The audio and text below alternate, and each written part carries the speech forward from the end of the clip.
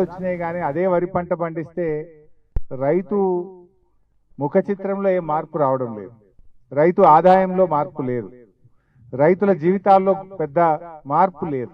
ఈ మార్పు రావాలి అంటే ఏదో ఒక అధిక ఆదాయం కలిగిన పంటలు పండాలి అని బాగా ఆలోచించి మరి వెంటనే మా ప్రాంతంలో ఆయిల్ పామ్ పండుతుందా అని అడిగిన. మీ దగ్గర పండది అన్నారు. ఎందుకు పండది అంటే ఇది సముద్రానికి దగ్గర ఉండాలి, గాలిలో తేమ శాతం ఉంటేనే పండుతుంది అన్నారు. ఇది ఢిల్లీలో దీని ఆఫీస్ ఉంటుంది. వాళ్ళకు ఉత్తరం రాపించిన రాష్ట్ర ప్రభుత్వంకి వెళ్ళి, మా ప్రాంతంలో ఆయిల్ పామ్ పండుతుందా, వచ్చి చూడండి, మీరు చెక్ చేసి చెప్పండి అని అడిగిన. వాళ్ళు వచ్చి తిరిగిండ్రు, మొదలు పండదని చెప్పిపోయిండ్రు. తర్వాత కాళేశ్వరం నీళ్లు వచ్చినాయి, అంతగిరి నింపినాం, రంగనాయక సాగర్ నింపినాం, మల్లన్న సాగర్ నింపినాం, చెక్ డ్యాములు నింపినాం, చెరువులు నింపినాం ఎండాకాలంలో. మళ్ళొచ్చి చూడమన్నాం. ఈ తాపు వచ్చి చూసి, మీ దగ్గర గాలిలో తేమ శాతం పెరిగింది, ఇప్పుడు బ్రహ్మాండంగా ఆయిల్ పామ్ పండుతుంది, మీ దగ్గర మీరు పెట్టచ్చు అని చెప్పారు. అంటే ఇలా ఆయిల్ పామ్ తోటలు ఈ ప్రాంతంలో పండుతున్నాయంటే అది కాళేశ్వరం ప్రాజెక్టు యొక్క ఫలితం అని చెప్పి మనం చెప్పుకోక తప్పదు. జూన్ 5, 2021 నాడు నంగునూరులో పోయి ఎల్లారెడ్డి అనే ఒక రైతు పొలంలో మొదటి మొక్క నాటినప్పుడు చాలా మంది రైతులు పెట్టిండ్రు. ముఖ్యంగా మా ఎంపీపీలు, మా జెడ్పీటీసీలు, మా సర్పంచులు, జర మీరు పెట్టాలపై తప్పకుండా అంటే అందరు ముందుకొచ్చి, మనం పెడితేనే సర్పంచులు, మనం పెడితేనే రైతులు పెడతారు, మనమే ముంగట ఉండాలి లీడర్ల మంటోళ్ళం అంటే మన లీడర్లు అందరూ కూడా పెట్టిండ్రు. అప్పుడే పెట్టిండ్రు, కష్టపడ్డారు, బాగానే అందరు కూడా చేసిండ్రు, అధికారులు కూడా బాగా కష్టపడ్డారు. దాని ఫలితం కరెక్ట్ గా 3 ఏళ్లు, ఐ థింక్ జూన్ 15వ తేదీ 2024, జూన్ 15, 2024 నాడు మొదటి గెల అక్కనపల్లి గ్రామం నాగేందర్ అనే రైతు పొలంలో మొదటి గెల కొట్టడం జరిగింది.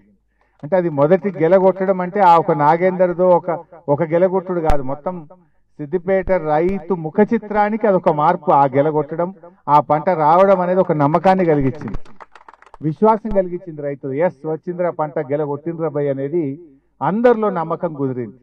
ఆ మేడిపల్లిలో మహేందర్ అనే ఒక రైతు, ఇప్పుడే పాపిరెడ్డి గారు పరిచయం చేసింది, 2 ఎకరాలు పెట్టుకున్న మహేందర్ అనే రైతు 2 ఎకరాలు పెట్టుకున్నాడు. ఆయన్నే బ్రహ్మాండంగా భార్యాభర్తలు కష్టపడి మహేందర్ గట్టిగా చేస్తే ఇవాళ ఈ మహేందరు 2 ఎకరాలు పెట్టి నెలకు 50,000 రూపాయలు సంపాదిస్తాడు. 2 ఎకరాలు ఆయిల్ పామ్ పెట్టిన మహేందర్ నెలకు 50,000 రూపాయలు సంపాదిస్తాడు. అంటే మరి వరి పెడితే మహేందర్కు ఏడాదికి 50,000 వస్తుండే, కానీ ఆయిల్ పామ్ పెడితే నెలకు 50,000 రూపాయలు సంపాదిస్తాం. ఇది నిజంగా రైతుల విజయం. ఈ సందర్భంగా ఆయిల్ పామ్ పెట్టి మహేందర్ లాగా, మా పాపిరెడ్డి గారి లాగా అద్భుతమైన పంటను తీసి మంచి ఆదాయాన్ని పొందుతున్నటువంటి ఆయిల్ పామ్ రైతులందరికీ నా శుభాకాంక్షలు, నా హృదయపూర్వక అభినందనలు. ఇది కావాల్సింది నిజంగా. ఒక ఎమ్మెల్యేగా ఏముంటది, రోడ్లు వేస్తానో, పైప్ లైన్లు వేస్తానో, కరెంటు వేస్తానో, సబ్ స్టేషన్లు కడతానో, సీసీ రోడ్లు పోస్తానో, నాకేం ఆనందం ఉంటుంది? ఇది గొప్ప మార్పు.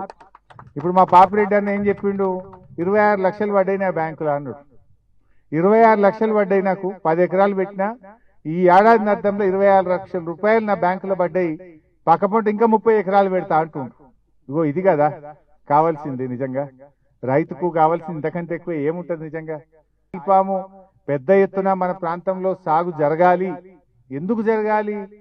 మా రైతుకు మంచి దిగుబడి రావాలి, మా రైతుకు మంచి ఆదాయం రావాలి, మా రైతు జీవితంలో ఒక ఆర్థిక భద్రత రావాలి, రైతు ముఖంలో చిరునవ్వులు రావాలి, రైతు కష్టానికి తగిన ప్రతిఫలం దక్కాలి అనేటువంటి తాపత్రయమే ఈ ఆయిల్ పామ్ తోటలు. ఇలా సిద్దిపేట అన్నిటికీ ఆదర్శం. అనేక తెలంగాణ ఉద్యమం నుంచి మొదలు పెడితే దేంట్లైనా ఆదర్శమే. ఈ ఆయిల్ పామ్ సాగులో కూడా తెలంగాణ రాష్ట్రానికి సిద్దిపేట ఆదర్శంగా ఉండాలి. ఈ Siddipet this should become a model to the state of Telangana అనేది నా కోరిక. ఇవాళ ఫ్యాక్టరీ మన దగ్గర వచ్చింది, ఇంకా బహుశా 3-4 నెలల లోపలనే రిఫైనరీ కూడా పూర్తయిపోతుంది. సిద్దిపేటలోనే రిఫైనరీ కూడా ఫస్ట్ టైం. ఇప్పటిదాకా గవర్నమెంట్ సెక్టార్ లో ఎక్కడ కూడా ఆయిల్ పామ్ రిఫైనరీ లేదు. మొదటి రిఫైనరీ మన సిద్దిపేటలోనే వస్తుంది. 3-4 నెలల్లో రిఫైనరీ కూడా వస్తుంది.